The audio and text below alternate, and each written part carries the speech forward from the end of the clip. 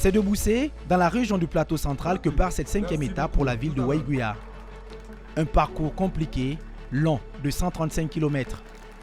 La chaleur et le vent pourraient réserver bien de surprises. Le premier sprint disputé en début de course est remporté par le leader des sprints intermédiaires, le Burkinabé Bassirou Nikema, qui conforte ainsi sa position de meilleur sprinter du tour. Mais la journée va être compliquée pour les autres Burkinabés. Première victime de cette étape, Rawende Moukaïla, 59e au classement général.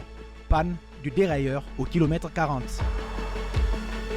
Devant, c'est un de ses coéquipiers, Aziz Nikema, vainqueur de l'édition 2013, qui essaie d'emballer le peloton. Mais derrière, plusieurs Burkinabés manquent à l'appel.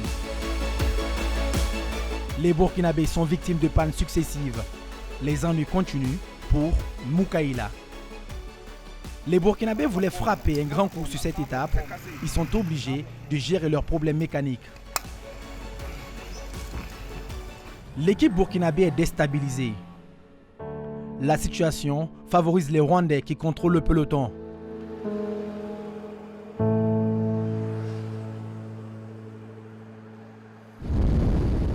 Au kilomètre 80, une échappée de 3 hommes se forme. L'Angolais Gabriel Dalla, le Belge Kestelout et surtout le Burkinabé Salifou Yerbanga qui est à 1 minute 14 secondes du maillot jaune. Ils auront jusqu'à 2 minutes d'avance sur le peloton. Yerbanga est à ce moment-là maillot jaune virtuel. Les Burkinabés sont en train de réussir leur pari avec cette échappée bien menée. Mais à l'approche de Waiguya, la fatigue se fait sentir dans l'échappée et le peloton accélère sa remontée. L'écart se réduit à moins d'1 minute en quelques kilomètres. Devant, le coureur belge sent le danger et fausse compagnie à ses camarades d'échappée.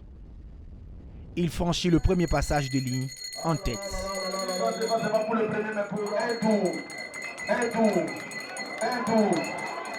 Puis, pendant le tour du circuit, il résiste seul au peloton lancé à ses trousses. Le Belge reste concentré. Il a même le temps de savourer la dernière ligne droite et gagne en solitaire cette étape si redoutée de Waiguya. Derrière, le peloton est réglé par le Burkinabé Bassirou Nikema devant Aziz Nikema. Première victoire d'étape pour l'équipe belge, habituée au succès d'étape sur le Tour du Faso.